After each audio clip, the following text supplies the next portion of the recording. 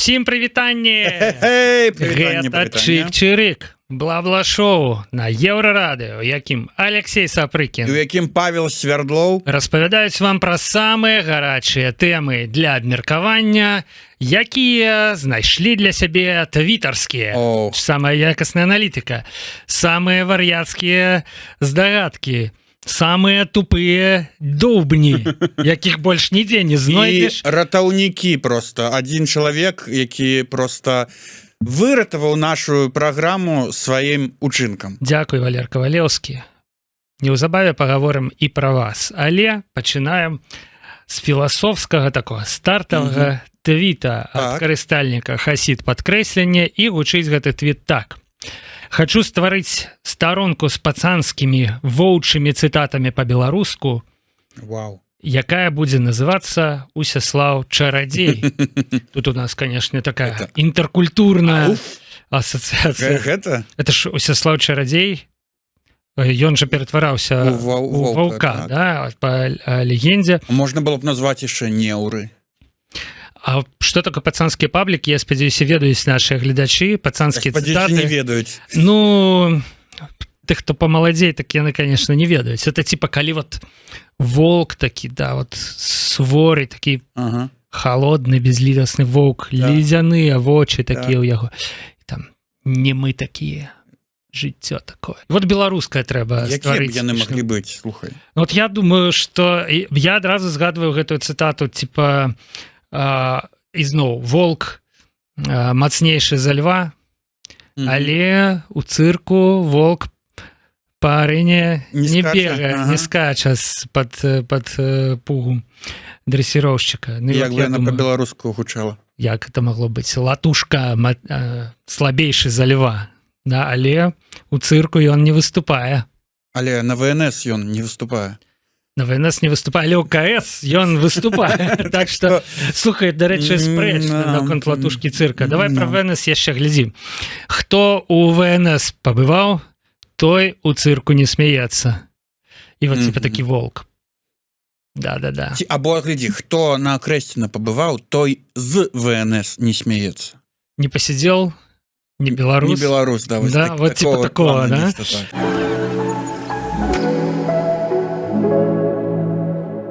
Ну, а наступная тэма, як мы ўжо і паабяцалі, якраз у нас будзе пра Валера Кавалеўскага. Яго сенсацыйную заяву. Начудзіл Валера, начудзіл, конечно. Чаму начудзіў? Ну, так мы ў яго верылі. Такі ён класны, круты. Не апраўдаў вашых спадзеваў? Дыпламат. Вашы праблемы. Это правда. Ведаеш, што вы там спадзяваліся. Такі рухавік аб'яднанага пераходнага кабінету. Такі ўвесь узорны просто. Валерий Ковалевский, который в переходном кабинете занимался разработкой паспорта Новой Беларуси, ушел с должности. Пишет нам чай с вареньем. Никуда слово малиновое поделось, я не разумею. Не урожай. Засталось чай с вареньем. Ну и тут у нас надзённы мемасик про польский пашпорт. Подружный. Пашпорт Новой Беларуси. А пашпорт, конечно, як раз таки и стал такой... я б сказал, галоўнай тэмай абмеркавання ў Твітары. Ну так, бо ён адказваў, увёў гэты праект. Ён даваў інтэрв'ю пра тое, што адбываецца. І вось Ягор Тубілевіч піша нам РІП, пашпарт Новай Беларусі. Але Валер Кавалеўскі ўжо сказаў, што напраўду-то будзе.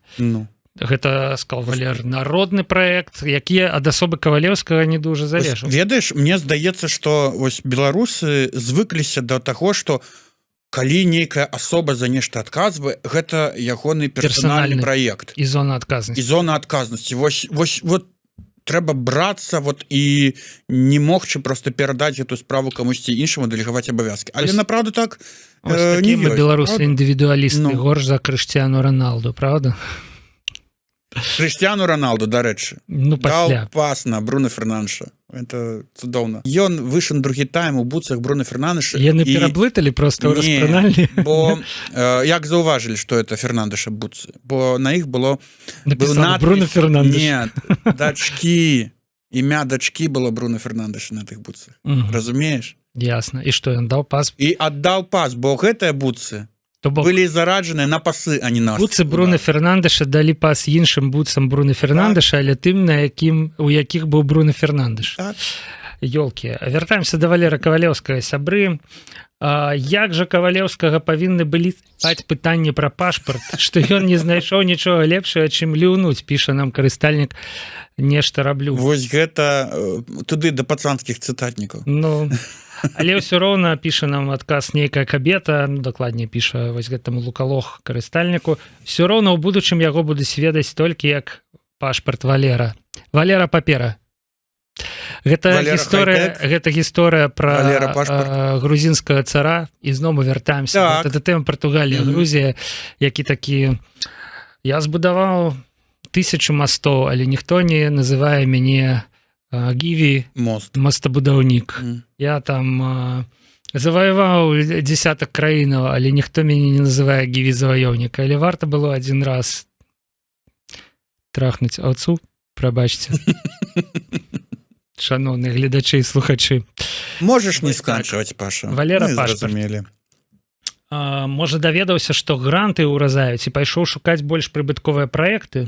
Што яму той пашпарт? Вава БЛР выказвае такую здагадку. Хочу сказаць, што мяне, канешне, весь час бавіць гэтыя фантазіі пра гранты. То іх уразаюць. То іх наадварот раздаюць там мільёнамі вот туды-сюды обратно, як бы, і непрыемна трацяць все вот эти вот людзі.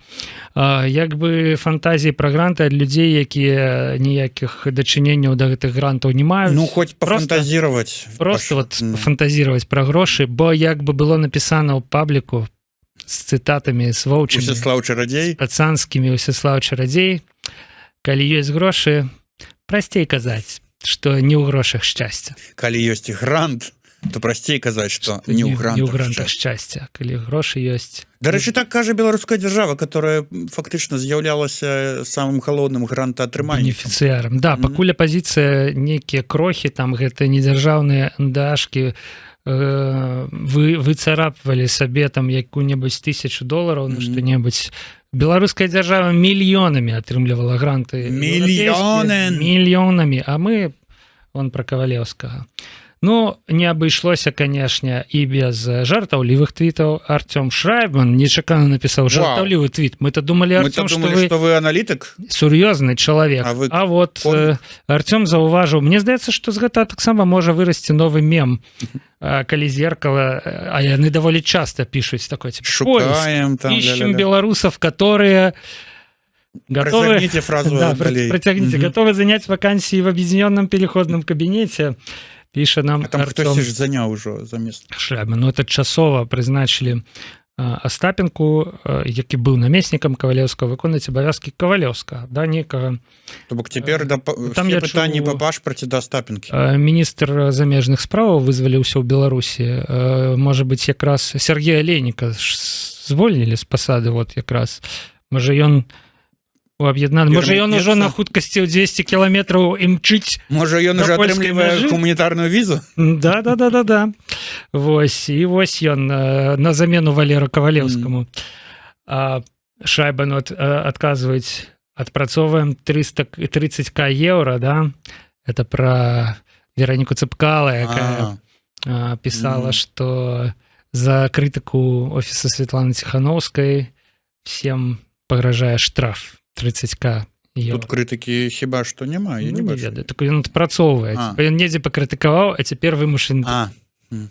Я угощаю, пишет нам Артём Шрайбман. Веданне беларускай мовы абавязковае, пытаецца у нас Олег/Олег. Ну, докладнее, он пишет знание белорусского языка обязательно. Я вот думаю, что это такое Олег/Олег? Что это? Это некое подвоение особы зрывая нам дах. Это не бинарный Олег. Не бинарный Олег/Олег. Это мы, реально. Вот. Олег, вы вызначыся, ну, такі час рэзкія, што трэба вызначацца. Ды, да, і мы вот блытаемся. Непарадак. АГ, бай, страхар, бляхар, муляр і гэтак далей. Прыпісаў Валерыю Кавалеўскаму цытату на надзённую тэму. Паважаныя беларусы і беларускі, гэта тут ад Валерыя Кавалеўскага. Надо меньше есть і больш двигаться. Гэта, конечно ж, про Азимпик, які мы таксама абмяркоўвалі ў папярэдняй праграме, гэта цуда медыцынскае для пахудання, а шмат хто кажа... Бок уяві сітуацыю, што Валер Кавалеўскі вырашыў, што больш рухацца, менш есці. Ну, менш есці пакуль што падыходзіць. Застаўся без працы. Застаўся без працы. То менш есці. Больш рухацца, значыць, кудысьці пойдзе пехатой у іншае месца. На грузчыкам кур'ерам у бедронку. Там менш есці, больш рухацца. Нормально. Мы Агебай разгадаў таемны намер Валера Кавалеўскага. Ну і падсумуем. Ход думак. Так. Піша нам такое. Сумна. Але я чуў, што ёсць такі Павел Усаў, які дакладна ведае, што і як рабіць. Можа, цяпер у яго нарэшце будзе магчымасць праявіць сябе. Ці ён пачакае адстаўкі Ціханоўскай таксама, і ўжо тады на пару з Зяноном Пазняком наладзіць беларусам правільную, паспяховую рэвалюцыю. Навошта яму, напраўду, быць на падачках? Слухай, ну я, канешне, адчуваю нейкі скепсіс у гэтым твіце, але пакуль што працуе кітайская тактыка. Сидзець на беразе ракі і чакаць, пакуль твае ворагі праплывуць міма ўжо ў нежывым выглядзе. Ну вось, фактычна Усаў дачакаўся. Як это, вот я не ведаю, палітычны труп, так же кажуць. Валера Кавалеўскага. Ён просто стаміўся і сыходзіць. Ну, это і называецца палітычны труп, мне здаецца. Вось, а цяпер што? Прагназуюць наступную адстаўку, і ўжо тады Зянон і Павел нам пакажуць. Зянону, прабач, не прывыкаць сидзець і чакаць. З 96-го году, в прынцыпе, ён гэтым і займае. І чакае. Ну, Зянон у прывілеяваным становішчы, ён сидзіць і чакае на волі. Давайте тут згадаем пра тысячы беларускіх палітвязняў, якія сядзяць і чакаюць за кратамі. Так што все ж таки такая тактыка сидзець і чакаць на волі, мне здаецца, яна так сабе тактыка, пакуль сядзяць і чакаюць за кратамі. Вось гэтыя палітвязні. Трэба все ж таки менш есці і больш рухацца.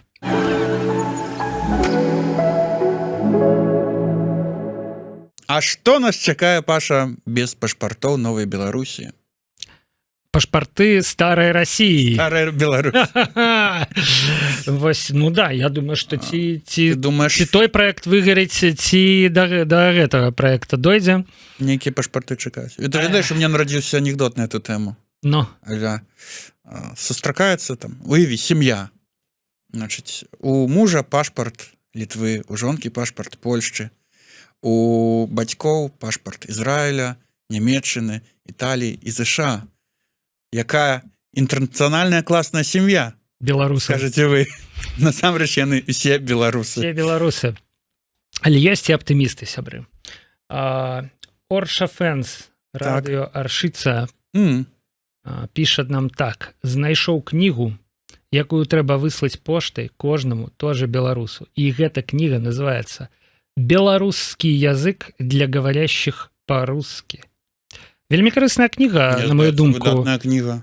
Супер выдатная, то бок мы тут з пессімістычных заходаў, да, што типа ўсе апынемся ў Расіі. Это вось... Не, няхай расіяне Тыя падвучаць. расіяне, якія прыязджаюць у Беларусь, зараз яны пасмейваюцца з некаторых беларускіх словаў, а потым ім дадуць эту кніжэнцу, і яны пачнуць вучыць беларускую мову. І яшчэ на вуліцы, глядзіце, жыве у вяках беларускае слово, народа душа і народа хвала. Давайте пачасцей так пра беларускую мову казаць. Вось, расіяне, у вас ёсць выйсце з цяжкага становішча.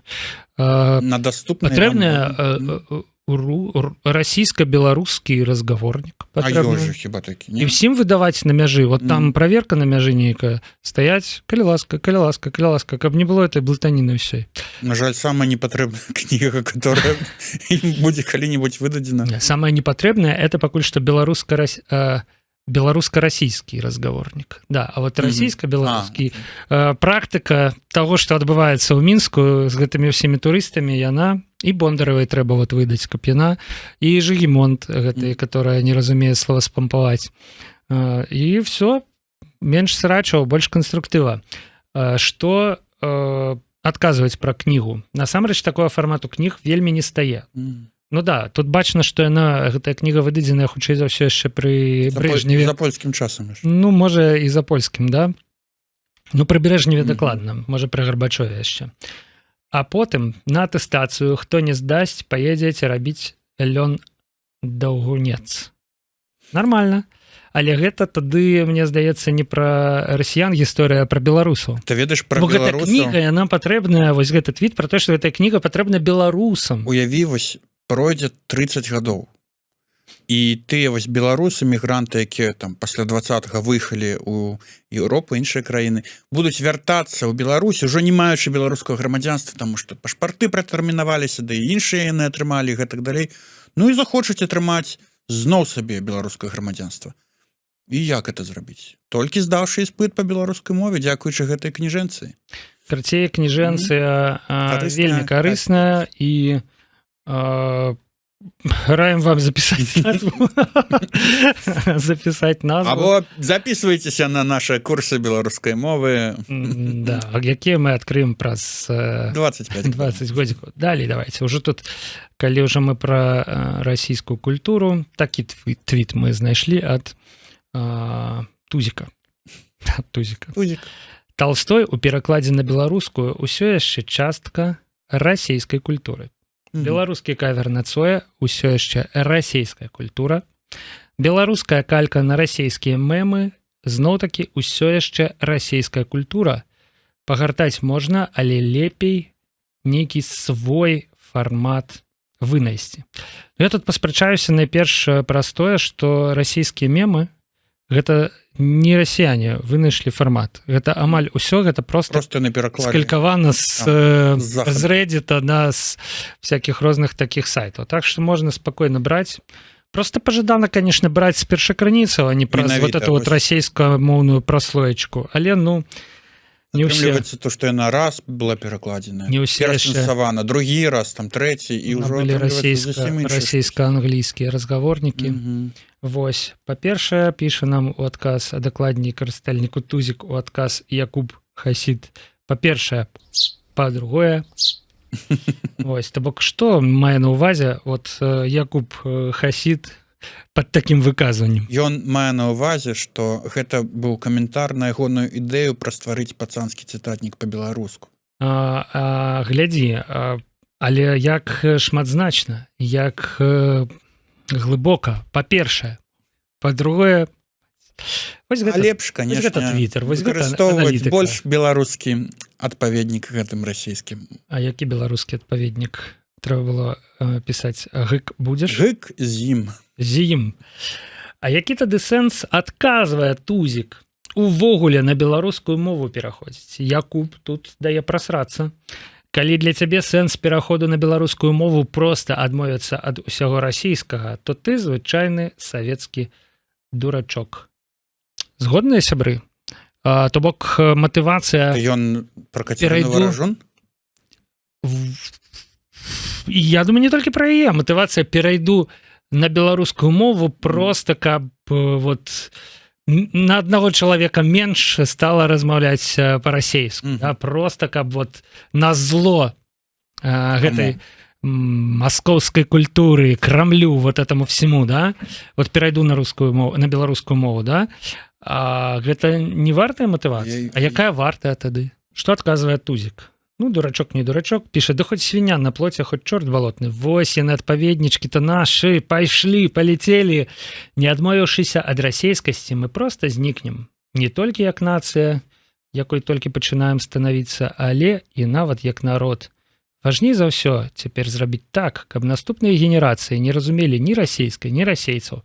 Усё астатняе другасна. Я ізноў не пагаджуся з настолькі радыкальным падыходам. Няхай разумеюць.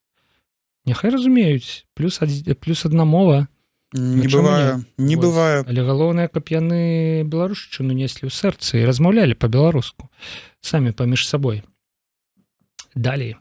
Савецкі Саюз тут згадалі, бачыш? І Андрей Белавешкін. Тут як тут. Піша нам. Адкрыт новы персонаж. Чамусьці, да, у Твітары, аказваецца, ён актыўны. Ён ввогуле доктар, дыетолог, да, але піша пра савецкія фільмы. Дакладней пра тое, што Марк Фармель пачаў прасоўваць савецкія фільмы. Я так разумею, што гаворка пра нейкую чарговую прадукцыю, я не ведаю, шкарпэткі ці шоткі з цытатамі, відаць, ці з кадрамі, да? Вось, і піша, што «Савок» адна з масак рускага міру. Кожны савецкі фільм прайшоў строгую цэнзуру і ідэалагічны адбор. І калі вы не бачыце прапаганды ў савецкіх фільмах, гэта толькі сімптом, як глыбока мы атручаныя саветчынай. То бок мала таго, што надо расійскую мову выціскаць себе па кроплі, дык яшчэ і савецкія фільмы трэба перастаць любіць, уявіць себе.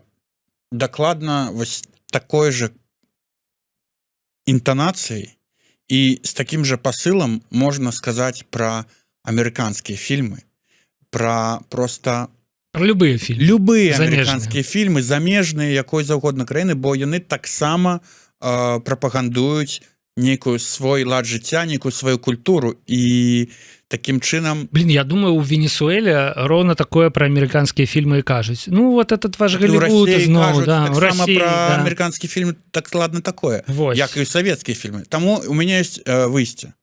Трэба глядзець, а па-першае, здымаць беларускія фільмы.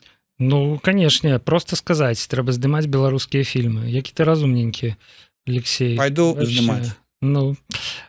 Толькі сказаць проста зрабіць складана. Ведаеш, як это зняць фільм? Ведаю. Ну вось. Карацей, далей у Белавешкіна кароткая спрэчка пра вядомага савецкага літаратара Васіля Быкова таксама адмяняць не піша Белавешкін. Гэта беларускі літаратар. Карацей, лёд вельмі тонкі. Тут адмяняць трэба вельмі асцярожна. Хаця, канешне, пажадана не быць ідэалагічным вось рабом гэтага савецкага культурнага пласту, да? Вось гэтыя людзі, якія па савецкім кіно, можа быць, наглядзеўшыся яго, ностальгуюць па савецкім саюзе, якім все было не так. Ну, таму што яны ностальгуюць па сваім юнацтве. У кіно все было не так, прыкіньце, як у жыцці. Вось, але вот нагода для ностальгіі такая ёсць. Трэба ўсё ж таки так крытычна таксама ставіцца да савецкага кіно. А, дарэчы, вось пра амерыканцаў, да? Ёсць жа вельмі абгрунтаваная думка, што, напрыклад, «Кавказская пленніца» — это стыраны амерыканскі фільм. Ну, то бок, як бы ізноў, з чаго мы пачыналі? Там кардильерскія... Все расійскае. Там 3 мужика крадуць невесту. Яны, прычым, такія кавказскія, все па типажах. Мексиканцы, я б сказаў. Не, там реально кавказцы. Там дзея, там недзе адбываецца далёка, вось. Карацей, просто все адзін в адзін. Давайте яшчэ Белавешкіным даб'ем. Оказывается, вось з кім прыемна з беларускамоўным мець справу, гэта з ботамі. Як толькі боты пераходзяць на беларускую мову, яны робяцца такія мілыя, такія прыемныя. Боты, это которые рассылаюць спам. Фішинг, спам, вот это вот все. І вось у яго ёсць. Вітаю вас, спадар. Я адвакат вашого дзядулі, які памёр у Кеніі. Вам дастаўся $1 мільярд. Гэты? Я думаю, што вы заслугоўваеце гэтага каментара. Вашы пасты цікавыя і прыемныя, але мы не сябры ў Фейсбуку. Я хацеў бы быць вашым сябрам, але адпраўляць запыт у сябры без вашага дазволу было б не вельмі добрай ідэі. Господі, ты нейка 19 стагоддзя вярнулася. Месье, дазвольце мне запрасіць вас у сябры, спытаць вас, ці можна запрасіць.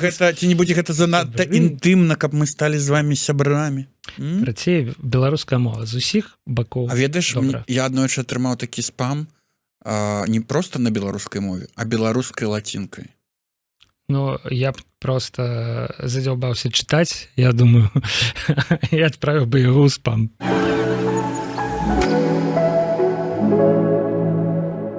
Ад вось гэтых ружовых поні, ботаў, да, пераходзім да суворага, жорсткага нашага жыцця, жорсткай нашай рэальнасці. Жанчына хадзіла па Брэсту з сцягам Расіі з Z-сімволікай. Губазік паабяцаў пакараць не яе, а тых, хто падыходзіў да яе і выказваў абурэнне. Што вы ходзіце з нейкай анучай, да?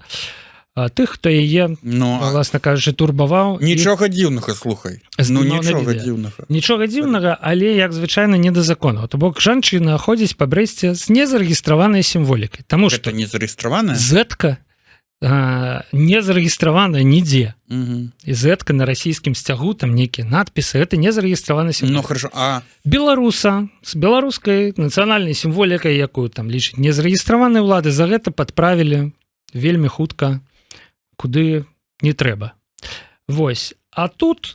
яе выратаваў блакітны колер. Калі б яго не было, то... Белый, блакітны, чырвоны, да. Калі б яе не было, было б ей дрэнна, канешне. Вось давайте паглядзім адзін з дыялогаў. Да, вось, які адбываўся ў гэтай жанчыны. Гэта яна здымае хлопца, які выйшаў на абедзенны перапынак. Як мы ведаем уже гэтую гісторыю. І сапсаваў сабе апетыт. Сапсаваў сабе жыццё, падышоўшы да этой жанчыны і назваўшы зетку на расійскім сцягу залупай. Да. С какой целью вы этот флаг назвали залупой? Я назвал ее символику. Да. Ты назвал залупой. С какой целью ты ее назвал? За это залупа, да? Да. Меня в России? Да, ага. Да. Да. Ну, что тут сказать? Да. Вось. Але, лёс хлопца не зайздросны, вось яго якраз губазік спаймаў, прымусіў записываць пакаяльнае відэа, і з гэтага ўжо падгарае ад гэтай навіны у Юліі Матузавай. Я яшчэ не ведаю, навошта паглядзела пакаяльнае відэа хлопца, дзе яго прымусілі выбачыцца і сказаць, што не Зет залупа, а я залупа. Ён амаль плача. Карацей, цяжкі жанр. А я вот хочу звярнуцца да ўсіх, хто лічыць, што ён жыве у вольнай, свабоднай Беларусі, да, што ўсё ў парадку, што ўсё хорошо, старонку перагарнулі там і гэтак далей. Глядзіце, што адбываецца, Чалавек просто падышоў пагаварыць на вуліцы да нейкай нахабнай цёткі са сцягам чужой краіны. Нахабалкі. Магчыма. Вось, ён падышоў, пагаварыў, яго спаймалі і прымусілі выбачацца. І прымусілі абразіць самога сябе. Гэта свабодная краіна, сур'ёзна? Ты ведаеш, мне трапляюцца апошнім часам відэа людзей, якія праз некалькі гадоў жыцця за мяжой вяртаюцца ў Беларусь, і як яны радыя таму, што вяртаюцца, як тут якія сыркі глазаваныя, якія тут класныя там мясціны, якое паветра, якая зямля, які губазік круты. І пасля вось такіх відэа абсалютна, мне здаецца, такія яны наіграныя, такія нейкія нешчырыя гэтыя Ты маеш на увазе споведзі пра відэо? Не, споведзі пра вяртанне, што я зразумела, пражыўшы 5 гадоў дню Беларусі, як все ж таки у нас стабільна, хораша, цёпла і свежа. Я скажу так, што бачыў я одно такое відэо, і там было сказано, класна ў Еўропе, аўтобусы, кандыцыянеры, все вот это вот, але каб жыць там трэба пахаць. Блин, вот что ж это такое, Нас в школе такому не вучили. Сказали, пойдешь на завод, станешь в чаргу на кватэру. Іх жыццё 30 гадоў яна падыдзе, і ўсё, добра. Не рыхтавала не трэба. Мы будем рабіць выгляд, што працуем, а яны будуць рабіць выгляд, што плацяць нам зарплату.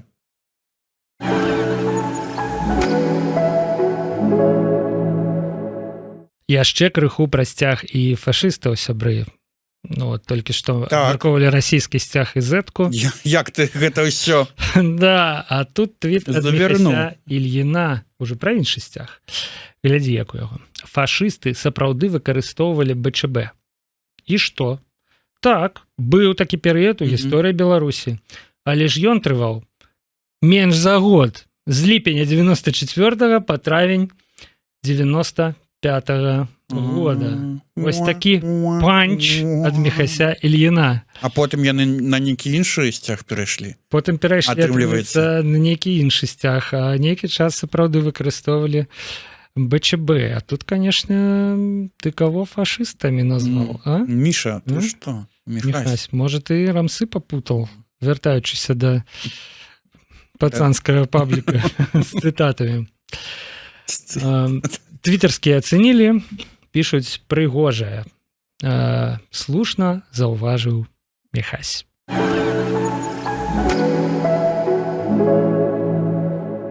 Іван Шыла ірвецца ў будучыню. І яго прагнозы... Хоць нехта. Да, яго прагнозы. Думае пра будучыню Іван. Прагнозы весьма спецыфічны. Дакладней, Іван Шыла піша, што нашы прагнозы на нейкую шчаслівую будучыню занадта аптымістычныя і нерэалістычныя. А аргументуе ён вось чым. Дзіўна, што пасля ўсяго, што адбылося з беларусамі за 200 гадоў. Вельмі часты базавы сцэнар, што пасля Лукашенка будзе дэмакратыя, эканамічны рост. Яго самога будуць лічыць злачынцам. Гістарычна мы перамаглі. Праўда, на нашым баку, і гэта не можа доўга працягвацца. Стаміўся, мне здаецца, Іван, пакуль пісаў гэты пост. Ну, з 16 гадоў у маладым фронце. Конечно, стаміўся ўжо чакаць нейкіх пераменаў, але вось што цікава, 200 гадоў. Да? 1000... Ну, то умоўна, бяры раздзел, першы раздзел Рэчы Паспалітай. Вот 1772, нават 250 гадоў. Іван было б слушна напісаць. Да? І вось гэта 250 гадоў, гэта перманентная, як матрыца. Памятаеш, у трэцяй частцы матрыцы высветлілася, што людзі ўвесь час падымаюць бунт, машыны яго ўвесь час знішчаюць, уціскаюць, і праз нейкі час людзі зноў адраджаецца гэтая пратэсная культура, падымае бунт. Спіраль гісторыі. Вось, і як бы гісторыя Беларусі, яна такая ж матрыца. Адно паўстанне, 94-95, другое, 1830-831, третье, 63-64, да. Далей там 17-18 БНР, Слуцкі збройны чын, далей у 40-е гады таксама спроба неяк адрадзіць нешта. Окей, пры дапамозе акупацыйных нямецкіх уладаў, калі яны скрозь пальцы на гэта глядзелі, але далей эміграцыя, далей 2091, 2001, 2001, 6, 10, 20, да, вось гэта ўсё. 15 кудысьці знік. А мы, 15 кудысьці знік, безумоўна. А мы ўсё верым, што наступны Тарас. Наступны Тарас. Ужо ж наступным разам, то мы ўжо... Наступны Тарас, то будзе Шаўчэнка. Наступны Тарас будзе. Вось, а мы верым, што ўсё будзе добра. Ну што, ў 2030-м, 2035-м, калі? Ты ведаеш, нашыя бацькі выбачаліся перад намі, што яны не змаглі зрабіць гэта ў 94-м, а мы будзем выбачацца перад нашымі дзецьмі, што не змаглі гэта зрабіць у 2020-м. Да. Доктор Астапеня, ці ёсць у Твиттары доктор? Вось ён, доктор Астапеня.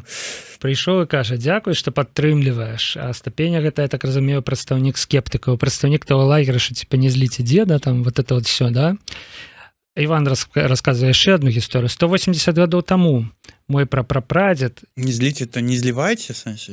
Не злуйце. Не злуйце. Але все это вот в такой форме, менавіта, не зліце дзеда. Неяк вот пайшло, трасяначне.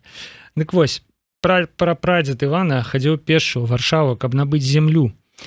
Гэта дагэтуль важная частка нашай нацыянальнай ідэі. Схадзіць у Варшаву і набыць там зямлю. Направда, Іван, конечно, крыху, мне здаецца, не разбіраецца. Зямлю ў Варшаве замежніку набыць... Не. Ну, амаль немагчыма. Там трэба так танчыць з бубнам, каб тут набыць зямлю. Замежніку это маецца на ўвазе... Беларусу, украінцу, як бы... Грамадзяніну еўразвяза. Ну, так, можа і прасцей. Мяне сябра цікавіць. Я ведаю выпадкі, калі, вось, ведаеш, на першым, на нулявым паверсе кватэра з невялічкім вось гародчыкам, агрудак это называется тут, да? І вось людзі могуць набыць кватэру гэтую, а агрудак не. Агрудак не ваш. Потому что это земля, это, это кавалак землі. Ты карыстайся? Ну, але не твоя. Прабачце, але... Ну, а пасля таварыства ўласнікаў захоча пабудаваць там эту пляцоўку для выгула сабак. А ты что? Дзікоў. Дзікоў. Мы же в Польше. А это ж мой огрудок. А нет, не твой. Ой, пробачьте. Что да. Разгуляліся, пацаны, що то ўжо.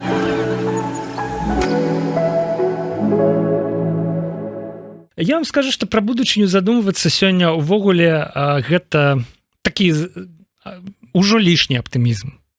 Таму што зеркало паведамляе нам 2 крупных астэроида приближаются к Земле. Один из них убийца планет, второй открыли в середине июня. Тут, конечно, Клікайце Брюсовы. шли 2 студенты, один в университет, а інший под дождем. Да, один из них убийца планет, второй открыли в середине июня. Але ну ладно, бог им суддя. Паша. Карацей, высветлілася... На Еўрараду такое не можна уявіць. Сплошь і рядом. Але мы ж вот зеркало взяли, чамусьці, не ведаю чаму. Да. Высветлілася, что это все кликбейт, что там далей у артыкуле написано, что ніводны астэроид не ўяўляе ніякай рызыкі для нашай планеты. Далі надзею і адразу ж забралі. Піша нам Яўген Сухаверх. Яўген Сухаверх. Вось. Прекрасно, піша нам Илай. Не глядзіце ўверх, піша нам яшчэ нехта. Ну, карцей, людзей гэта навіна узбударажыла, натхніла. Да? Вось. Але для нас гэта нагода яшчэ раз сказаць. Пра будучыню давайте думаць калі-небудзь, калі хоць што-небудзь можна ўвогуле будзе планаваць, акрэсліць і гэтак далей. Сёння ты думаеш пра будучыню, а заўтра 2 астэроіда набліжаюцца да Зямлі.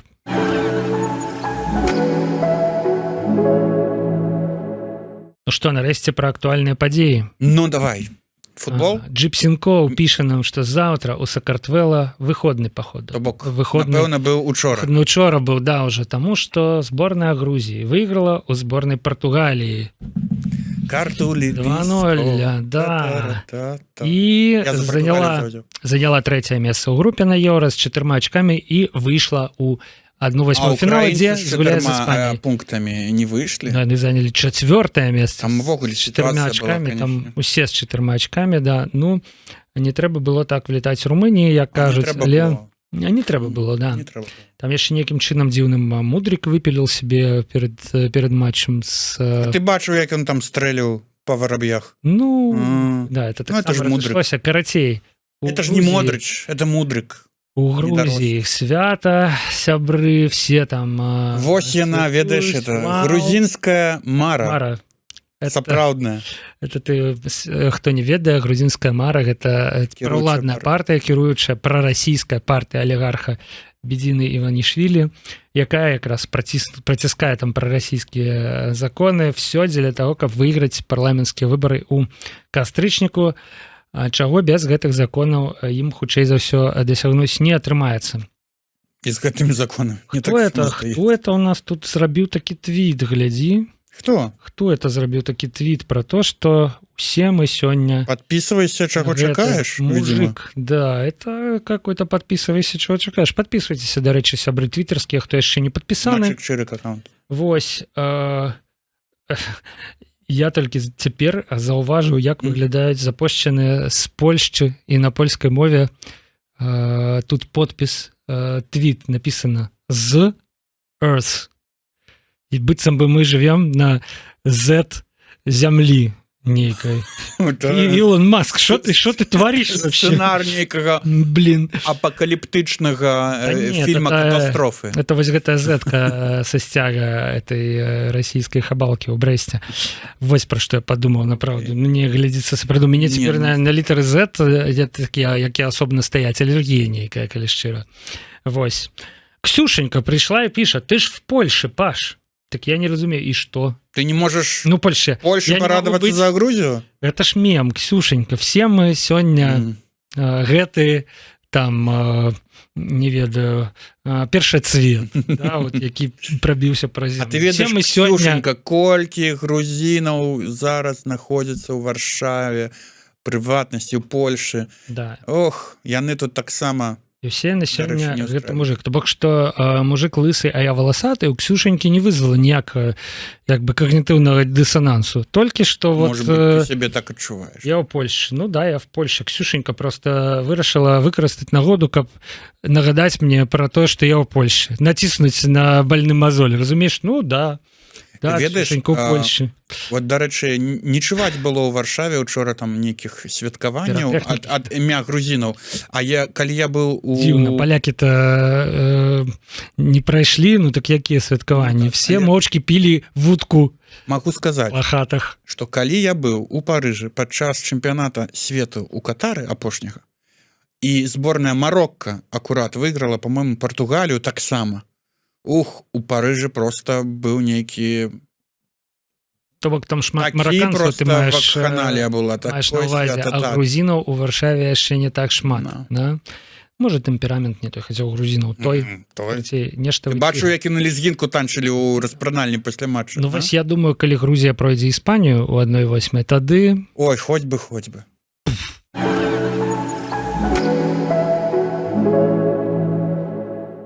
таксама актуальная тэма, сябры, мы ж у такі вось перыяд купальскі, да, міжкупальскі. Міжкупальскі. З 22 па чэрвеня па 7 ліпеня ў Беларусі міжкупальскі перыяд. І карыстальніца Эверві вырашыла параўнаць купалі і Тиндер.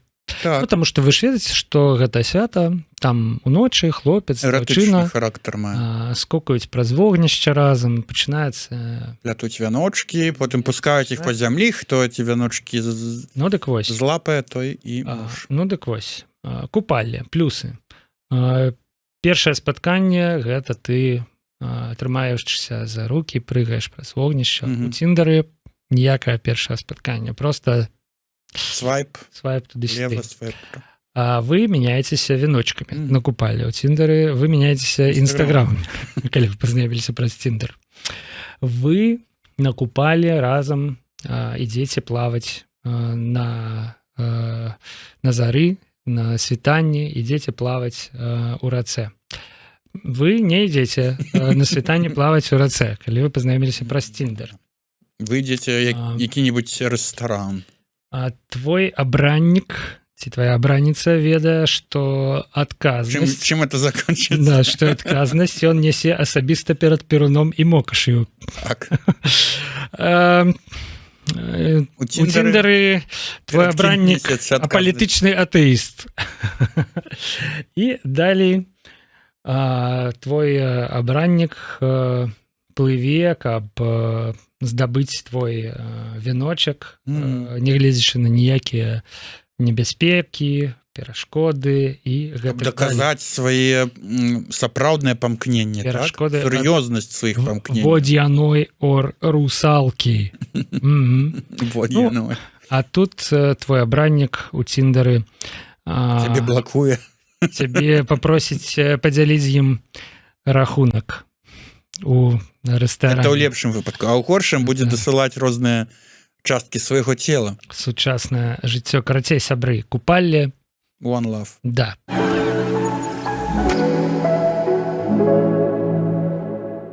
Ну і вось наша таксама такая варшаўска-польская тэма. Вот ёсць Тіндер і купалле, а ў Беларусі, у Польшчы Вось бачыш, гаворачка, да, у Польшчы на адзін дзень, на 29 чэрвеня прызначаны, гаворачка за гаворачка, прызначаны 2 беларускія фестывалі. Нават 3. Нават 3? Нават 3. Ёлкі-палкі. Ну, я ведаю толькі пра 2, пра Варушняк і пра Гучна-фест. А яшчэ купальня будзе. На пляжу. Яны таксама абодва, мне здаецца, гэта купалле. А купалле на пляжу ўжо нейкае было 22-го. І вот будзе 29-го ад школы беларускай там нейкая там культура. Міжкупальны перыяд. Па-першае, сябры, ну, глядзіце, як у Варшаве віруе жыццё беларускамоўнае. Вось, прыйшло лета, все пачалі рабіць фестывалі. Яшчэ ну, потым вось... будзе на Падляшшу. Тутака. Speak Like Belarus абураецца. Для чаго было рабіць Варушняк і Гучна-фесту адзін дзень? Як разарвацца? Як разарвацца? Давайте не будзем разрывацца, па-першае. Якуб Хасід, нешта у нас сёння бенефіс у праграме Якуба. Давно не было. Заўважае так, хлопчык думае, як ім разарвацца, мужчына ведае, што це за працоўны тыдзень, таму нікуды не пойдзе. А ўвечары яшчэ і 1/8 фінала еўра. Праўда жыцця, але направду мне здаецца сітуацыя такая, што вообще не важно, 2 фестывалі, адзін у дзень там, а іншы больш вечары ў ночы, да. І сёння ўвогуле беларусаў у Польшчы, у Варшаве столькі, што хопіць і на той фестываль, і на той, і ўсе пройдуць з аншлагам. Таму, канешне, дзіўна гэта выглядае, што 2 фестывалі ў адзін дзень, у адзін час. Але, ну, направду, не. То бок гэта канкурэнцыя абсалютна абгрунтаваная, і ніхто не страціць. Куча мерапрыемстваў польскіх у Варшаве, можа быць, украінскіх таксама, таму, я думаю... Ну, дзе мы, а дзе польскія і украінскія мерапрыемствы? Ты куды пойдзеш, скажем? Я, як мужчына, буду ўсю суботу працаваць, а далей пайду дадому да хаты глядзець 1/8 фінала.